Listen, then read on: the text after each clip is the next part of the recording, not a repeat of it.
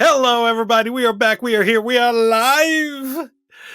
Welcome to another episode of Beyond the Pen. My name is Maccabee Griffin, and this is my co-host, Chelsea, CR Rice, depending on what you're feeling that day. What are you feeling right now? I don't know. It's so weird because I had to do an interview, right, for Wonder Twins. And so I go through and they're like, tell us a little bit about yourself. And I'm like, well, my name's CR Chelsea because I am not doing an author interview. But, most of the time when I do these things, I'm like, they're asking about the author me. And so I was just like, had that mini identity crisis where I was like, holy crap, who am I? But yeah, I guess I'm Chels. It's mac and Chels. Yeah, it's mac and cheese, mac and Chels. It's going to be merch. It will be merch. I assure you. We will have the big old thing of mac and cheese on there. Anyways, if this is your first time, welcome. Thank you for listening. If this is your second or further out past that, thank you for continuing to be a part of this journey down this rabbit hole of what are we going to do with this? I have no clue. We make it up as we go. We have a little bit of an outline. We talk about certain things, but everything else is just on the fly. That's literally what it is. It's a conversation. If we hit our 3 bullet points, I feel like we should start getting a calendar, those little kid ones that has the gold stars. And then the days that we do it, we get a gold star. Yay! And then I'm going to make a banner. And then we can I'm going to make the banner and be like, hey guys, we stayed on topic. We taught you stuff and you didn't just hear about our insanity. We shared actual knowledge, and then we get a gold star. Well, how about this? We'll have the actual sign in the back that says "Days stayed on yes, track." I like it. And then when we don't, we have to go back to 0. We have to erase it. Yes, I like it. That would be fun. We can make it a running game, and we can take bets to see how far we're going to make it before we just go completely off the rails. Are you kidding? That would be so much fun. Oh yeah, that's definitely a thing. It's happening. It's going to happen. Absolutely. We could throw it on. We're going to have to. We're going to throw it on our Instagram. At Beyond the Pen Podcast. We're going to throw it in our Facebook page, which we have a fun group page, guys. It's Beyond the Pen Podcast fan page. So you guys got to check that out. And then every week, Tuesdays and Thursdays, 5 a.m., you get to hear our delightful selves, or anytime you want to download and listen. That's true. But before you can do that, you need to inform yourself on how to do it, as well as what you should and what you shouldn't kind of do kind of thing. And my glasses are starting to fog up, so I'm going to take them off. It gets hot in the closet, okay? I have to say, so I live in Florida, obviously, and there will be times I walk outside and my glasses completely fog over and I have to stop walking and take them off. And you have to somebody told me that if you spray them with Dawn dish liquid or something like that, it's supposed to stop it. Yeah. Florida highly disagrees. The humidity is insane some days. That's true. So it's why if anybody watches YouTube, you've noticed my hair has started to be up all the time. Naturally curly hair, it does not pair well with 87% humidity. It has an effect on my beard too. It makes it a little bit more grayer certain days. Either that or it's my kids. I still haven't figured it out yet. What are some of the things we're going to be talking about today, Chelsea? So we're going to really focus on how culture and our experiences impact writing, how to do it right, how to take it, not go too far with it, how to make it more relatable. We're going to talk about the misinterpretations of how just because you write it some way does not mean that's the way that people are going to take it. I promise you, I've hit some bumpy roads with this one. And then we're going to talk about the ever elusive and fun and also terrible cancel culture. The example of this would be our guest on Thursday. It'll be with Mr. Ryan Estrada, and we're going down a different path with his because his is not per se an actual novel. It is a graphic novel. And if you're a storyteller like me and Chelsea, storytelling comes in a variety of different ways. And graphic novels are exactly the same as a novel itself, except it just has a lot more pictures. The overall feel is the same. You're telling a story using pictures and dialogue. And there's a right and a wrong way to do it. Anybody that reads comic, graphic novels, manga, anything like that, but it's one of those things that you can do it wrong. You can have a great story and mess it up. And I feel like we're going to have to ask Ryan if it's easier to mess it up by not doing those pictures right? Because it's one of those things. You were putting those images in a person's face. which means there's no inference of how things appear. It is in your face. That's true, because with his book, or excuse me, his graphic novel, it's called Banned Book Club. This was based off of an event and situation that his wife was going through when she lived in North Korea. So we're going to be hitting on a lot of interesting things with that. And we're going to keep it from the political point, but in terms of writing, in terms of the whole idea of a banned book and or the banned book club, and how politics, religion, our culture in general has an effect on our writing, this is a must hear.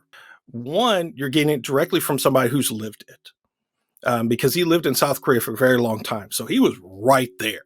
But I think beyond that, this is going to help an audience that we haven't really been able to guide along that much. Somebody who is interested in doing graphic novels. So that's going to be super fun. We haven't done that one. We've done memoirs, just about every genre we can. I think this is the first one. But again, like I said, we're looking at it as a cultural point of when you're looking at your culture, the life that you lived or the life around you, there's a lot of things that dictate what we write and how we write, especially when we're dealing with banned books. And again, we're going to be talking to Ryan Estrada about his graphic novel that he wrote with his wife. It's called Banned Book Club. When we're looking at that, when we're looking at anime, we're talking about we're having this conversation about all these ridiculous things that we're attaching to these stories and how people are coming to them and questioning their life decisions after they get done reading them. There's a lot of things that go into it. There's a lot of things that you need to worry about too. So, for instance, when we're talking about how the society looks at our books and dictates whether or not they should be banned in certain places or not, a lot of it is considered based upon opinion. No, all of it is based on opinion. But it also comes down to, I think, what's going on in that moment, what our culture is going through, what our country is going through, what your state or your town or anything like that. And I think even the way that people react to these books is what's going on in their life. It's how you do everything, right? Depending on how you're feeling in that moment, dictates how you're going to react to things. So let's say there's a book that comes out about dude that changes into a vending machine. And a vending machine just ate my dollar for the last time and I got nothing out of it. This book comes out, like, I guarantee you're going to be mad. You're going to respond in that way. So it's one of those. Now, I'm a little dicey on this one because I do know in the writing community, there are those outliers like you have of everybody. Mm-hmm. They're the people that write to trend. They're the ones that do shorter books. They're typically 20 to 30,000 words, sometimes even less, like that 15,000 that go through. And if there is a trend right now about people turning into vending machines, yes, I'm going to keep this theme going because it's fun. Of people doing that, like they're going to write 15 books and pump them out nonstop. And so then they're doing the same thing with these books that are getting banned. So they are going, because when a book gets banned, believe it or not, it does not stop its sales. If anything, they double, triple, quadruple. They go through the roof because who doesn't want to be a rebel and just say, oh, that banned book, I definitely read that. So authors are taking these opportunities and they are rewriting things that were previously banned and they're pushing them out like, hey, so you like this vending man, read this one. And it's pushing their sales, getting their names out, and it's great because they're getting their names out. But there is still that group in the writing community that is like, you're not really an author if you're just doing retellings. You're right. There are tons of people out there, and it's sad to say, but it is true that they're just hopping on certain hot topic decisions when it comes to their writing. Like you said, if there's about the vending machine, the vending man, hey, it's better than Chainsaw Man, but that's a whole different conversation. Oh my God, I can't with that one. I can't do that today. Okay, calm down. We're good. I guess that's another hot topic for her. It is very dicey. Okay, there's just no pun intended. No pun intended. That wasn't even intentional. No, but there are people that do this specifically for those hot topics because they know at least for the next 6 months, I'm going to be able to pop out a bunch of this stuff out there, or maybe another year, and it's going to be seen up because, again, going back to those key words, this month's hot topic is racism. Okay, so one of the biggest ones that you're going to find on the racism one in terms of in publications is To Kill a Mockingbird. To Kill a Mockingbird was written by, for those who don't know, was written by Harper Lee. Now, she wrote this back in 1960, 61, I think it was. Something like, the movie came out in 64. I know that because I've actually read it and I've actually seen it. So, wasn't everybody forced to read the book? I wasn't. 1960. It came out in 1960. Yes, I was right. Even back then, it was so controversial because of something that happened, and I have it right in front of me. Basically, what happened was that the Hanover County School Board got more than it bargained for after deciding to censor Harper Lee's classic novel of Southern race relations, To Kill a Mockingbird. And they stated, and I quote, that they stated that it was an immoral and improper book, and it was removed from the shelves of the county school libraries by unanimous vote in 1966. Okay? Miss Harper, being Miss Harper and being somewhat of a same thinking as Chelsea, you don't mess with her, period. She wrote wrote an article, and she wrote, I love this too. Recently, I have received echoes down this way of the Hanover County School Board's activities, and what I've heard makes me wonder if any of its members can read. Surely it is plain to the simplest intelligence that To Kill a Mockingbird spells out in words of seldom more than 2 syllables a code of honor and conduct, Christian in its ethic, that is the heritage of all Southerners. To hear that the novel is immoral has made me count the years between now and 1984. For I have yet to come across a better example of doublethink. I feel, however, that the problem is one of illiteracy, not Marxism. Therefore, I enclose a small contribution to the Beetle Bumble Fund, which was a fund to get free books to children, that I hope will be used to enroll the Hanover County School Board in any first grade of its choice. I mean, you got to do what you got to do. She went off. It's one of those things. Now, I do want to just make a statement. If you write to trends, there's nothing wrong with that. Yeah. Make sure you have substance behind it, though, right? Because every author's goal is like To Kill a Mockingbird. Everybody has heard of that book. But you want to make an impression, right? Yes. You want somebody to look back, see your name, and go, okay, even if you don't know the author. It's one of those things that you want to stand out. You don't want to be forgotten in a wasteful type trend. Yeah. And that's one of the great things of that. Things like Harper Lee, where she went and she revolutionized a certain genre and created, started the whole banned book. Everybody's going to say, I read that book. I was forced to read that book, which I think schools should stop doing because it made me hate that book. It's banned in most states. In most states, but it's still in the libraries in the schools. No. So it's one of the, oh yes. Okay. So my brother's from a little small town in New Hampshire. Nobody's ever heard of it. They are technically not allowed to read it. When we went for his graduation, there was still a copy of the book in the library. They just couldn't get it. Oh, you could take it out, but let's be realistic, guys. How many of I used to live in the library. Believe it or not, I skipped class, went and hung out in the library. You could go and there's nobody there. Right. I don't even know if kids know where their school library is at this point because everything is on your phones.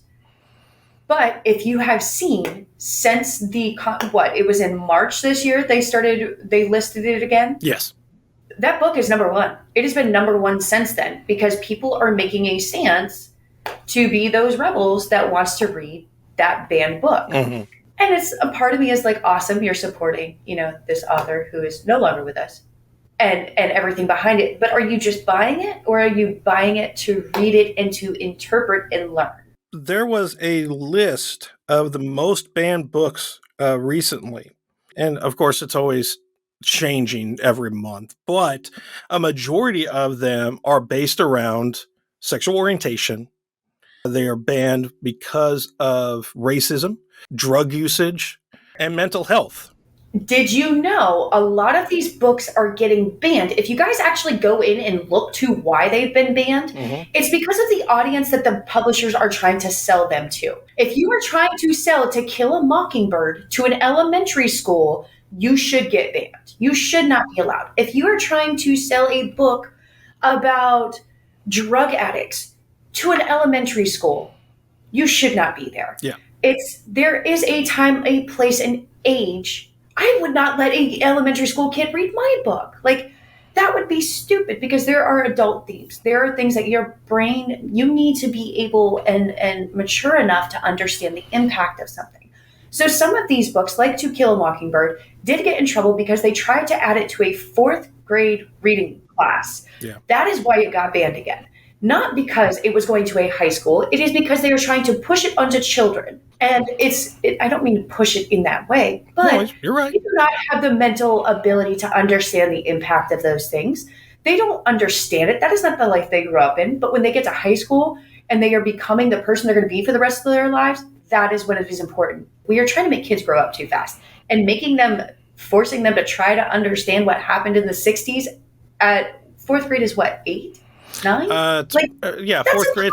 Yeah.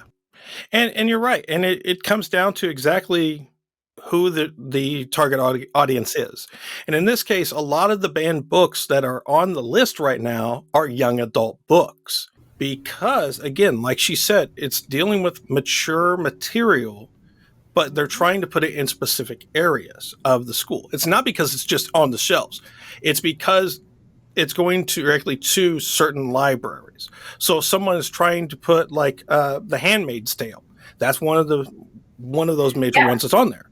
Because again, 4th graders, like, it's insane. Yeah, you don't put it on the 4th grade. If you're going to put it in books into a school, at least make sure that it's in with the high school kids. Put it in the high school libraries and the regular libraries. That's it. High school libraries, regular libraries, bookstores, big and small, that's fine. But keep it out of middle school and elementary school. Elementary school. You don't do that. You do not do that. And that's just common sense. That's the other thing that we're getting into about this misunderstanding, misinterpreting, as well as the whole opinionated thing about why and who.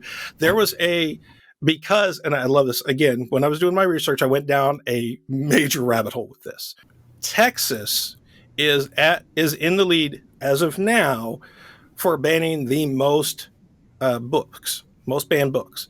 They are up to, district wise, they have over 437 districts alone that are banning books. And last year alone, I think it was between 2021 and 2022, there were over 1,600 banned books. Now, that being said, most of these were based off of the fact of where they were being put, not because of what they were about, but where they were being presented and the audience they were trying to put them in front of, i.e., it doesn't matter if the subject is about drug use, it doesn't matter if it's racism, it doesn't matter about your sexual orientation or your gender identity, it doesn't matter about that. The fact is that they're going after specific people. And Texas is one of the places that does not care. If you hit certain points in your book, they are not going to do it for younger children. And it's one of those things where everybody wants to rally behind these authors that are getting banned. Yes. Which is great. You should. Yes. However, before you go and you throw your match on that fire, find out why. Yes. Because there are some people that are purposely going out, reaching out to elementary schools, and then getting in trouble. There is a romance author that I will not say their name. They write LGBTQ plus. Yeah, yes. They write that. They purposely try to get it into middle schools. That was their whole agenda, and they got canceled and they got banned. And their books actually, they caused such a big fuss, Amazon took their books off. Yeah. So you messed up if Amazon's taking it. People are trying to use this to push their own writing, which, cool. You got to do what you got to do. It's hard being an author. Yeah. However, do not go after children. No. Nobody is going to respect you if you do that. Nobody is going to appreciate your writing in any way. There is no reason that any type of romance, erotic, anything like that should be in elementary or middle school. Yeah. Too young. Let them be kids. If you want to go after high schools, you do the damn thing. You know, kids are already having sex in high school. Sorry, guys. Sorry to burst that bubble for you. But I know. It's crazy. How dare you? Let's throw a bunch of hormone-infested freaking kids into one area. Yeah, that's definitely going to work. But it's also the misinterpretation, right? Yes, exactly. Going back to that. In the South, Harry Potter series, I don't know if everybody remembers that, went up because they did not read the book. Yep. They read the titles and what it was about and tried to say it was teaching children witchcraft. Oh, yeah. And who has seen the movies, read the books, you know that's not what it was about. But religions freaked out and tried to ban the damn thing for no reason. Like, there's nothing in those books that should get it banned whatsoever. But that's what ends up happening. Just because you write something doesn't mean everybody's going to get it. Yeah. Doesn't mean everybody's going to see it the way that you wrote it. It's the same thing when you're in English class and they're like, what did the author mean about the blue curtains? Promise you, no author ever is thinking about anything but those blue curtains. Yeah. They were not like, I wonder if they're going to get the symbolic meaning of this green flower on this poster. No. And if you are, stop it. There are certain subtexts that aren't really there, like she was saying. And same thing with during the 80s, late 70s, early 80s, with the whole thing with the satanic events with Dungeons and Dragons.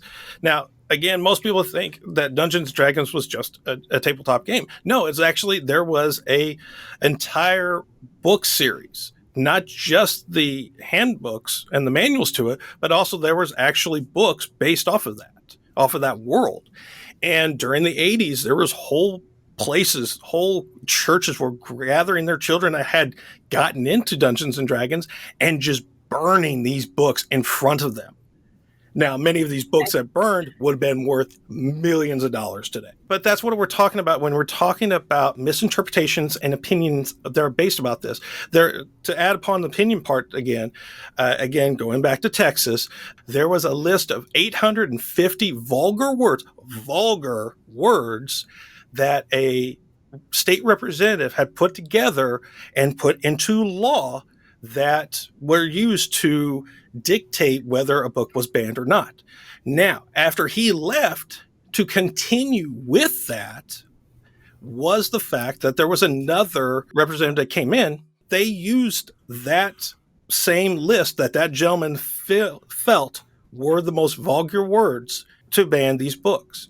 Now, again, when we're talking about misinterpretation, when we're talking about the culture around us, we're dealing with cancel culture. These are the things that we have to understand when we're writing, your tips and tricks. One of the big things that as a actor, as a writer, that you need to understand and doing the research is one of two things when it comes to these banned books. One, you got to read the book to actually understand whether or not this is something that should be banned or not. And whether or not you're misinterpreting what other people are telling you or what you're feeling with this comparatively. Now, there is a bunch of places that you can go to deal with this.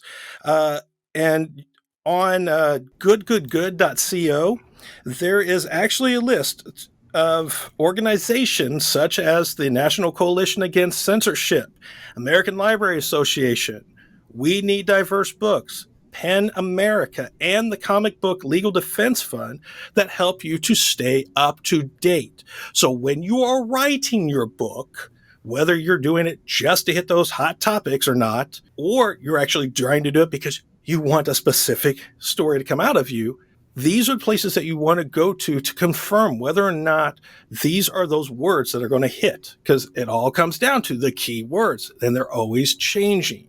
But they help you to also understand whether or not you're going to be putting yourself in a predicament you don't want to be in. Do you agree with that? I do, but my problem is I never check that list. She's now looking like, do I really need to do this now? I think I do, because when you're going through and you look at it, and I'm a young adult author. Yeah. Actually, I think they just moved me because mine was too graphic. So now it's just adult. Well, it seems like it's going to get banned now when I'm going over some of this stuff because of the age group that it's tied to. Right. So that'll be funsies. I can give you guys a live experience. Oh, that'll be cool, interesting. But it's also one of those things that as an author, there are a lot of things that are constantly changing. There is no way to stay up to date in everything. Exactly. It's impossible. It's like trying to catch all of the sand and put it into a bottle. You can't do it. Or counting the stars. There's no way to 100% of the time stay up to date with everything. All you can hope is that you don't hit the big thing. Be careful who you market to. Yeah. If you can get flagged. You know, I know a lot of people, if you do Facebook ads for your books, they do work. I can tell you from personal experience, they do work. If you have a book and you are, let's say I decide to take my series and I decide to market it towards 9-year-olds. I will get flagged. Oh, it's a terrible, I would never.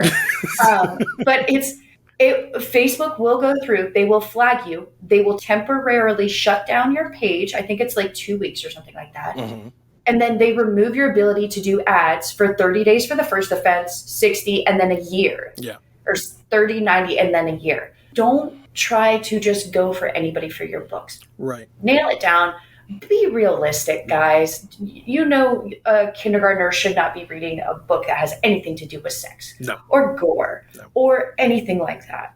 Don't try to get onto these lists because at the end of the day, not all of these authors are lucky. You lose your copyright. You lose your right to print your book. Sometimes you have to pay back the monies you have earned. There are a lot of consequences to books getting banned. And it depends on why your book got banned. This is not every author that's been banned. It also leads to getting canceled in a lot of ways.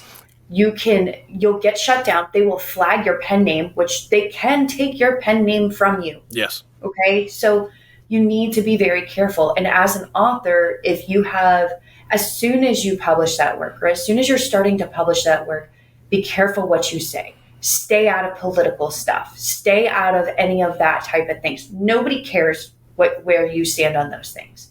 Talk about your book. Talk about neutral topics. Be careful. Everybody wants to cancel somebody. Don't let it be you. And it's not like this is just a recent thing.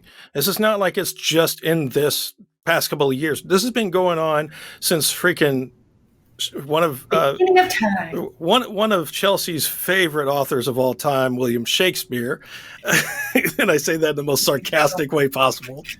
But there was other times when he had to do his plays privately instead of being in front of, I can't remember, I think it was the master of something. I can't remember what it was called. The title was, but it was basically he was the censor guy. Because he wanted to make sure, because a lot of things that Shakespeare wrote about were a little bit more political at that time. When we're talking to a lot of people about this, William Shakespeare is one of those examples that came up a lot. And there are good things that go with it, and there are bad things that go with it. You know, everybody's got to have their opinions on great authors. If they're great or not, it doesn't matter. We all have our opinions. You know, one of the things my dad always said, everybody's opinions are like, he used the rectum, but there's other versions of it, the armpit, the nose, whatever, it stinks at the same time. Everybody's opinion stinks. Just simple as that. But when we look at it historically, he was one of the big ones that was using these hot topics to get people to notice him. And he was not the best of people. He was a womanizer. He was a drunk. There was a lot of things about him that were bad. But when you look at his work and the way that he used his words, it made an impact on the literary world. So when we're talking about these cancellation, dealing with cancel culture, dealing with misinterpreting, words, opinions about your writing, dealing with the culture around us, these are things that you're going to have to deal with when you're writing, or at least understand in the back of your mind, at least when you're writing your books. And you're not like Chelsea right now going through the vulgar list, figuring out whether or not she's going to be banned in Texas or not. Oh, I'm banned. I'm genuinely concerned. We're going to GalaxyCon Austin, which if you're in the Austin area, it's going to be super fun. I'm going to switch up the way that because apparently you can't use like explicit gore like, I wouldn't say I'm explicit gore, but I'm certainly. If there's any battles, any fighting in any book, it's still considered gore. It's going to be. There's no matter how you look at it. There's no way of, flowering the battlefield. It's real life. It sucks, but it is what it is. But that is also why every book now, this is a fun new thing that authors have to do, guys. Yeah. You have to list every single trigger, every potential trigger, every soft trigger that your story may have. So if you're like me and you write about war, you write about, crumbling kingdoms, people trying to take over, all of that stuff, I just put an age limit. That's all I did, like the movies, like rated PG-13, rated R. Like I just say, there is descriptive content in regards to a battlefield. That's all I say. Because at the end of the day, this is going to sound really insensitive. I do not know everybody's triggers. Yeah. I do not know what it's going to be. All I say is, there's no sexual content. There's gore. It is what it is. Right. And there's a little bit of psychological warfare. But it's war. Exactly. And it deals with things that are going to happen in real life as realistic. And like she said, it's not her being, soft. It's not her being, someone that's not empathetic to her readers. It's the sense of this is reality. Even if it's in a fictional world, this is the way war is. As someone who's been in war, someone who's been blown up a few times, and here still to tell about it, thank God, there is certain things about battle that is not good. I've seen young children that were trying to stay warm in the middle of the night that accidentally got kerosene too close to a fire, and all three of them got burned up. They were 3, 5, and 8. As a father, a new father, that struck me hard. These were kids that just were trying to stay warm in a cold during the winter in Iraq. But that's how, as an author, these are some of the things that we are trying to tell you if you are not careful. Yeah. Simple things like that. Yeah. And not having a trigger warning will get you banned. Yes. It will get you shut down. It will remove you from a publisher. It will make it so your book gets flagged on Amazon and on Barnes & Noble and at these libraries and get it removed from those places. A lot of times, sometimes they will have you edit your book and remove those scenes. So just keep it in mind when you are writing and you're trying to pull in the culture, the happenings that are going on, your experiences, all of those things. Just do it in a delicate way and warn people. Nobody wants to just walk in on something. Exactly. And so we're going to end the show right here at this point because I think that's the best way we can do it. Plus, we've already given you all these little tips and tricks. We've given you plenty of information here to help you when you're writing this. And again, think of this as a business, thinking of what you're doing as the most important thing that you're going to be doing for the rest of your life when it comes to your writing. This is the brand. This is a thing. This is everything that you're leading up to. This is the way that you're going to monetize it. And we're going to talk about monetization another time when we bring on another gentleman who's actually deals with marketing books, deals with marketing in general. And we'll talk about that another time. Until next time, please keep writing, keep inspiring, keep sharing, and unleashing your creativity.